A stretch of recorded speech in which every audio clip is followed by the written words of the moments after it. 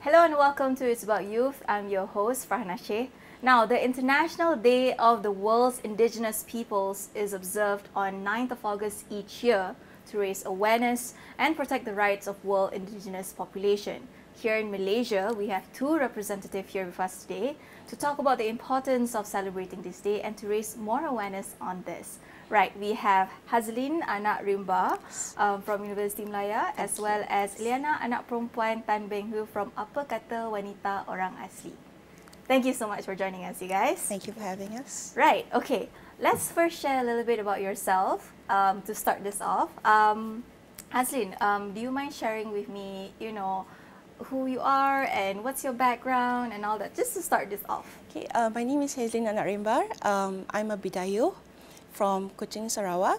My parents are from different Bidayu tribes, so although I'm Bidayu, it's an umbrella term for different sub-ethnic groups. So my dad is Bianah and my mum is Bukar Sadong. And currently I'm doing my PhD with Universiti Malaya with the Faculty of Languages and Linguistics, and I'm looking at language policies and focusing on indigenous languages, especially in Sarawak. Right, awesome. What about you? Hai, nama saya Eliana anak perempuan Tan Beng Hui. Saya merupakan orang asli suku kaum Jakun, berasal dari Kuala Rompin, Pahang. Jadi saya merupakan program koordinator untuk Kata Wanita Orang Asli dan juga merupakan seorang penerbit dan filmmaker untuk 4 filem kami Kata Wanita Orang Asli. Yang pertama tajuk dia Selai Kayu Yek, yang kedua Klinik Hutan, yang ketiga Rahsia Rimba dan yang terbaru baru ditayangkan baru-baru ini pada 9 Ogos yang lepas, iaitu Semangat Tina. Right, both of you have impressive portfolios. Now, we want to talk more about the indigenous communities here in Malaysia. Do you mind, sharing with us a bit of overview of the communities here in Malaysia to educate our viewers on the subject? Orang Asal is an umbrella term that covers all the indigenous people in Malaysia. So under Orang Asal, we've got Orang Asli in Peninsular Malaysia. We've got Orang Asal Sarawak, which covers, according to the Sarawak State Government, it's about 27 ethnic groups recorded and more than 45 languages. And in Sabah, we've got Kadazan, Dusun, Murut, Kedayan, Lundayeh, Bajau, and so on and so forth. Right. So this is the term Orang Asal, and it covers indigenous people in Malaysia. At the moment, for Orang Asli, it only covers like 1% of the total population in Peninsular Malaysia. In Sarawak, Orang Asal covers roughly 70%, and in Sabah, roughly 58% at the moment. Yes. Such a big and also diverse community. Yes, it's a diverse not community. just in Sarawak. I'm pretty sure in other regions as well. What about Eliana? So orang asli dalam semenanjung Malaysia, semua sekali ada 18 suku kaum yang didaftar, tapi sebenarnya ada 19. Ada satu suku kaum lah, Temok. Dan kami ni dibahagikan kepada 3 kategori atau kumpulan yang besar lah. Yang pertama Negrito, yang kedua Senoy, yang ketiga Melayu Proto. So saya suku Jakun, saya di bawah kategori Melayu Proto lah, dan mengikut demografi dalam semenanjung Malaysia. Kami mempunyai bahasa yang berbeza sama macam orang asal di Sabah dan Sarawak juga. Tapi kebiasaannya orang akan ingat orang asli hanya guna satu bahasa dan budaya kami semua sama. Tapi sebenarnya tak, semua lain-lain. Dan kami memang ada di semua negeri dalam semenanjung Malaysia kecuali 2 negeri, Perlis dan Pulau Pinang. 2 negeri ni sahaja yang tak ada orang asli. Tapi di semua negeri dalam semenanjung Malaysia memang ada orang asli. Wow, okay. Right.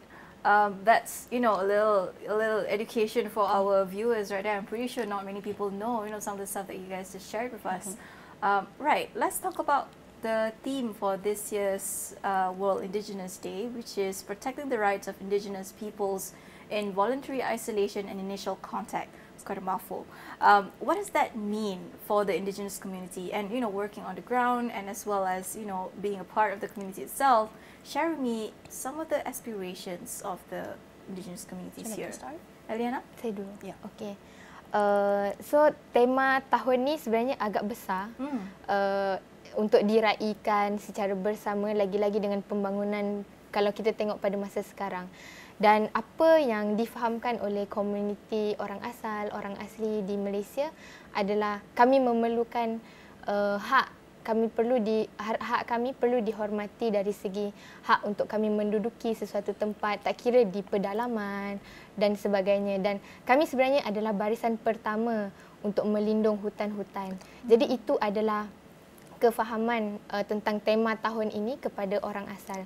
Jadi kenapa saya cakap susah untuk diraikan, sebab kalau kita tengok pembangunan masa sekarang pun macam kurang memberi peluang dan ruang kepada orang asal untuk mengamalkan tradisi mereka.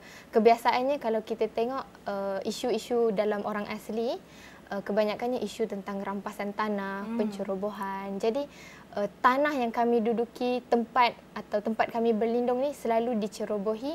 Apatah lagi ada banyak isu yang kalau selalu dengar adalah isu ancaman binatang liar yang membawa kepada kematian dan kecederaan yang serius. Jadi tema kali ini bagi saya sangat besar dan sepatutnya semua rakyat Malaysia, semua agensi kena usaha untuk lindung hak orang asli dan juga orang asal untuk mereka praktis kehidupan mereka dan sentiasa amalkan adat budaya mereka lah. So the theme of this year, it emphasizes the importance of respecting autonomy and the rights of Indigenous people, especially those who choose to remain isolated. So one of the things that macam a mismatch between orang asal and orang asli, the cultures and beliefs and the current system is that the current system is looking at development, physical development, economic growth, and it is currently at the expense of the orang asli and orang asal indigenous communities, because they don't realize that when, for example, I'll give the example in Sarawak, when a particular conglomerate wants to expand their logging and encroach into the territories of indigenous people, they don't realize that what they're doing is taking the homes, because their definition of home is four walls. And our definition of home is the land that we are in, because that is our home. And so this mismatch in definition of home, where, you know, orang putih kata home is where the heart is. A home is where our ancestors were laid to rest, because the land that we are in belongs to our ancestors. Because for us, for example, when our ancestors pass away, they are put in unmarked graves. So only certain, let's say macam ada kerabat-kerabat yang macam mungkin punya clearing sendiri untuk untuk letak orang kenamaan. But usually, like for us, we have served, we give back. So the whole land is actually a graveyard of our ancestors, because we give back from where we take. So this concept is non-existent when we speak to people who are entrepreneurial or business-minded, and we understand that development is important. We need to develop our country. We need, you know, to pursue economic growth. However, we wish that it is not at the expense. So we talk about sustainability, sustainable development goals, but people are really not looking at it at a bigger lens than, you know, just reuse, reduce, recycle. So that if you when people talk about sustainability, it's all climate change, but you don't see the bigger picture. So there has to be a way for, you know, both like development and growth, and also protecting the rights or the ancestral lands of the orang asli or asal communities somehow can meet halfway or merge together to become something that is more sustainable, right? So macam contohnya kita ada gazetted tanah rezab, contohnya. Tapi sejauh mana the enforcement of that is the question. The law is there, the mechanism is there, but the integrity to enforce the mechanism, I think that is something that I think is our challenge, to make sure that this law is actually respected. Right. I think this kind of draws on to my next question, which is some of the pressing issues that needs immediate attention affecting them, and have they been addressed? I guess that's more the question now. Eliana? So macam yang saya cakap, isu yang sangat menekan orang asli dan orang asal adalah isu pemilikan tanah lah. Jadi sebenarnya banyak undang-undang macam yang Hazelynn cakap tadi, banyak polisi yang melindung hak tanah orang asal, orang asli sebenarnya. Tetapi macam mana dengan pelaksanaannya? Jadi kebiasaannya macam komuniti orang asli tidak diberi konsultasi ataupun tidak diberi pendedahan dan makluman awal lah, dan tak telus kebiasaannya. Jadi mereka maklumkan untuk ambil tanah ni dengan tujuan pembangunan dan sebagainya, tetapi tidak dimaklumkan dengan jelas. Dan keputusan yang dibuat itu untuk untuk ambil tanah untuk kemajuan dan sebagainya tidak diberitahu kepada komuniti, dan itu bukan keinginan berdasarkan keinginan dan kemahuan komuniti itu sendiri. You don't take into account the voices of people who are there itself, living in the area for so many years. Yes. Right? Betul. And it doesn't help that some of the members of the community are illiterate. So that's also a challenge that we're facing. So not everyone has the power, the authority, and also the knowledge. Like, for example, if you're from the kampong and you don't know that, in order to fight for this, I have to go to a lawyer. So then how do you fight for it? So in the end, what you know is that your house has already been taken from you. Yeah. It's very reminiscent of the past, of where people come in and take your land without you knowing. Yes. And it's happening in broad daylight nowadays. Right. We want to talk more about solutions and ways to move forward, but I think we have to go for a bit of a break before we move further.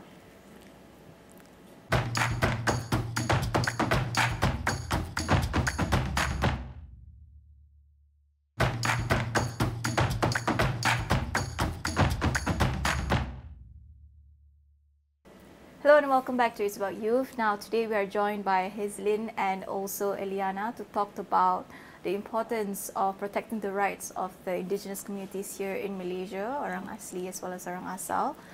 We've talked about some of the challenges before this facing these communities. Now we want to move a bit forward when it comes to solution, right?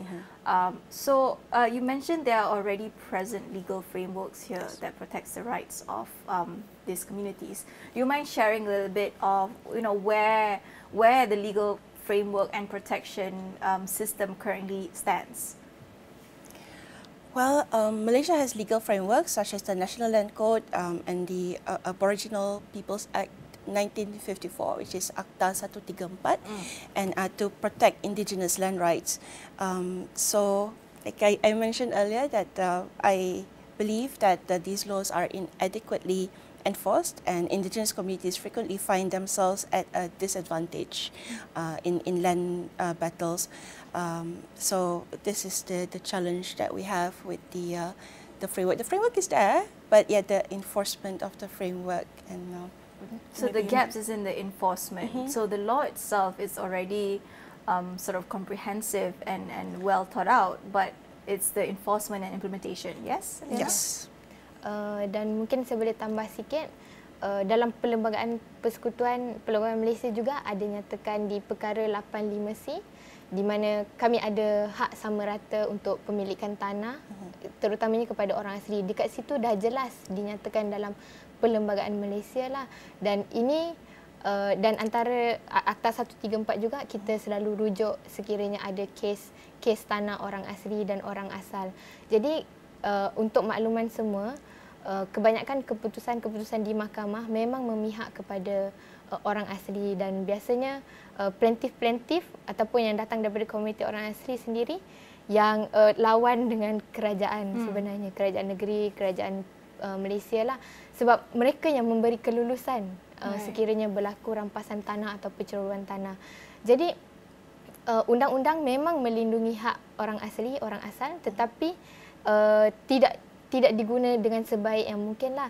Dan sebenarnya undang-undang telah menuntut untuk cepatkan pengiktirafan hak tanah kepada komuniti orang asli dan orang asal. Tapi dan keputusan mahkamah pun memang dah suruh cepatkan untuk wartakan kawasan, reservekan kawasan orang asli, tetapi seringkali dipandang remehlah dan tidak dilaksanakan. Bagi kami sekarang undang-undang yang sedia ada sudah memperuntukkan dan melindungi hak tanah orang asli. Tapi yang kami risau adalah sekiranya perlembagaan diubah untuk katanya untuk kebaikan orang asli, tapi adakah betul-betul untuk kebaikan orang asli ataupun untuk kepentingan mereka yang ada kepentingan ke atas tanah kami lah. Jadi benda ni satu masalah yang betul membimbangkan komuniti di akar umbi. Right. So it's not being communicated well, and there's not enough transparency in the kind of reform that they want to do.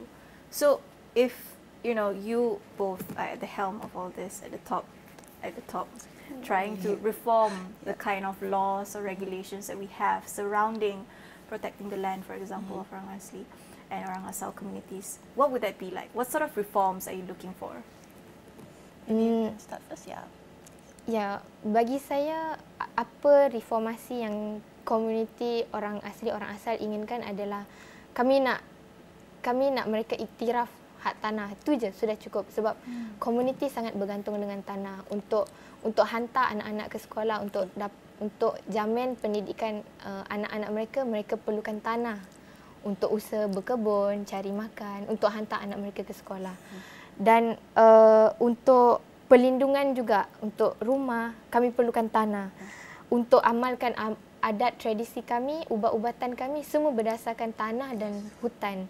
Jadi, apa yang dituntut atau apa reformasi yang kami inginkan adalah pengiktirafan. Sebab kami, komuniti orang asal, orang asli, kami adalah rakyat pertama. Tapi kami dilayan seolah-olah macam kami menumpang di negara sendiri. Sebab status tanah masih tak ada apa-apa perkembangan. Jadi walaupun banyak usaha dari dulu, zaman dulu menuntut pengiktirafan ini, tapi masih tak dipandang serius lah. Jadi kami juga nak kebebasan untuk kami buat keputusan sendiri. Kami boleh urus tanah sendiri. Kami tak perlu pun badan-badan khas untuk jaga kebajikan atau untuk mengurus tanah kami, sebab kami tak boleh nak more autonomy lah. Yes, betul. Yeah.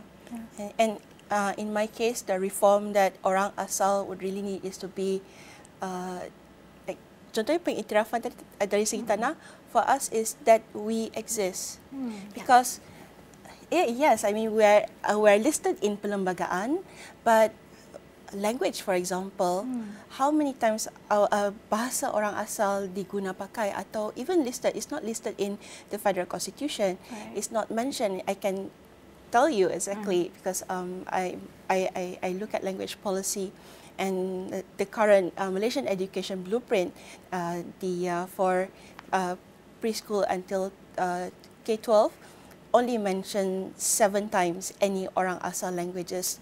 Iban 3 kali, Kadazan Dusun 3 kali, dan Semai 1 kali.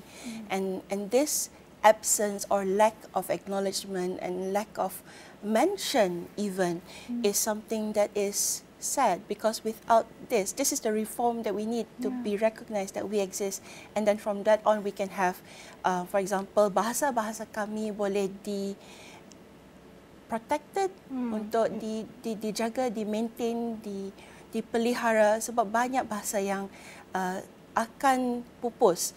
Ethnologue 2024 announced that 111 languages in Malaysia are endangered. Dewan Bahasa dan Pustaka announced in March 2023, 4 bahasa sudah pupus. So this is something that's very important. We're proud that Malaysia is a multicultural, multilingual country, but that's not going to be for long if we do not protect the rights of orang asals. Right. So it's preserving this heritage that Malaysia has for and it so starts long. with tanah is important, Yeah. and also education, remembering that we exist, making sure that there are systems in place to ensure that our adat can be recorded. I interviewed a member of a Kejaman ethnic community. There's only 1,300 of them left, and she said, "I know that my people will extinct, but I hope that when we are gone, there are remnants of our existence. I cried because, you know, dia dah reda yang apa bangsa dia satu hari akan pupus. Tapi dia nak sebelum kami pupus ada dokumentasi that we existed. So that's something that's very important for other Malaysians to realize that there are people like this. Yeah. Yeah, I mean, definitely. I mean, both of you being here, I feel it's very monumental. It's very much needed and timely for us to raise awareness on this issue and for more Malaysians to care about this, because we are living among, you know, orang Asli and orang Asal communities. And some of them are our friends, some of them are our colleagues, you know. So it's a matter of time that we have a comprehensive look into what needs to be done. Yes. Right. On that, I understand, Eliana, you are from Kata Wanita Orang Asli as part of an NGO as well that looks into, you know, raising awareness on protecting the rights of Indigenous communities. So on that, what role actually do NGOs play in advocating for the rights of Indigenous communities? So sebelum berbincang kepada apa peranan NGO untuk sama-sama membantu untuk protect rights of IP, sebenarnya peranan ini perlu digalaskan oleh kerajaan dulu sebenarnya, sebab kerajaan perlu tahu bagaimana cara untuk melindung hak-hak masyarakat minoriti ini, dan NGO adalah satu bahagian kecil yang akan turut sama-sama membantu. Jadi kolektif saya, kami sebenarnya bukan NGO, kami satu kolektif inisiatif sendiri. Okay. So kami adalah kolektif belia wanita orang asli dari pelbagai suku kaum dalam semenanjung Malaysia. Jadi kami berkumpul, kami guna media kreatif seperti filem, video pendek, infografik untuk raise awareness tentang memberi pendedahan berkenaan dengan komuniti orang asli dan juga apa isu-isu yang dihadapi di akar umbi lah. Jadi inisiatif kami ni, kami macam rasa kami buat kerja orang lain yang patut buat kerja ni. So kalau kita tengok dekat dalam buku sejarah, media, mainstream media, jarang nak kita nak tahu tentang komuniti orang asal, orang asli dan isu-isu mereka. Even dalam buku teks di sekolah pun tak ada, boleh dikatakan tak ada satu perangan, satu line. Small line. I remember in my sejarah book last tentang time. orang asli. Jadi macam mana rakyat kita ataupun anak-anak muda dari zaman sekolah nak tahu tentang orang asli. Padahal orang asli juga rakyat Malaysia. Dia orang selalu ingat orang asli orang lain-lain. Lain-lain bangsa lah maksudnya. Lain-lain. Lain-lain. Bila dekat borang tu lain-lain. Yes. Ya, padahal kami part of rakyat Malaysia juga. We are running out of time. So let's wrap this up with how can Malaysians better support the Indigenous communities? If you have any hopes for the future of Indigenous community in Malaysia, what are they? Let's start with Hazelynn. Okay, my hope for the future is that where Indigenous communities in Malaysia, we can live in dignity without, fighting for, give us our land and things like that. So we have autonomy, we live with dignity, we are fully recognized and respected as members of, of the Malaysian community. And this just includes a lot of things where land is one of it, and also preservation and revitalization of our language and culture and heritage, and equitable access to education and economic opportunities. I think this is something that is very important, that we have equal rights to education, that we're not discriminated when it comes to education, workforce, and all that just because we are orang asals. And there's also a hope for a more inclusive society where contributions are valued and not exploited, because sometimes when people talk about orang asal, we would like to showcase you, but we cannot pay you lah. So like when they call sapek players to play sapek, we pay you in exposure. So that's a bit sad for especially when NGOs and NPOs do that. But so please, my hope is that if you are an NGO or a conglomerate and you would like to help orang asal, please do it in a way that does not exploit the community, and because this will also push the community further away from being reached out by members of the public or even the government. Yeah, so that's your hopes, and also how Malaysians can support, don't take advantage. Yes. Eliana? Saya tambah sikit dari Hazelynn. So apa harapan saya dan apa rakyat Malaysia patut buat atau untuk support komuniti orang asal, orang asli adalah cuba kenali kami dan tahu, faham isu-isu kami, sebab komuniti kami, isu yang dihadapi sama ada isu tanah ni, sebenarnya apa yang kami pertahankan adalah untuk kesejahteraan dunia, bukan Malaysia je tapi dunia. Kami yang protect hutan, kalian juga yang akan rasa udara yang lebih bagus, dan kalian boleh umpama macam komuniti orang asal dan orang asli adalah palang terakhir lah untuk climate change, sebab ini adalah isu global dan perlu untuk kenali kami dan tahu isu kami dan sama-sama bantu untuk selesaikan isu kami. Dan juga saya harap ada lebih banyak better representation berkenaan dengan orang asal, orang asli, sebab biasanya orang hanya ingat kami, sebab dekat mainstream media pun tak banyak tentang bercerita pasal orang asal, dan kalau digambarkan pun benda-benda yang negatif. So kami nak representasi yang lebih baik dan lebih bagus, sebab kami juga part of Malaysia. Yes. Right. It's all about understanding, having more conversation and increasing more awareness. To know on us this. is to love us. Oh, that's a nice way to end this. Right. Thank you so much, Hazelynn and Eliana, for such an insightful discussion. And I hope that Malaysians can take this and educate themselves into what it is the indigenous communities here in Malaysia stands for, and their aspirations. So thank you so much. Yes. I'm Flanashe, and this is It's About You. Thank you for watching.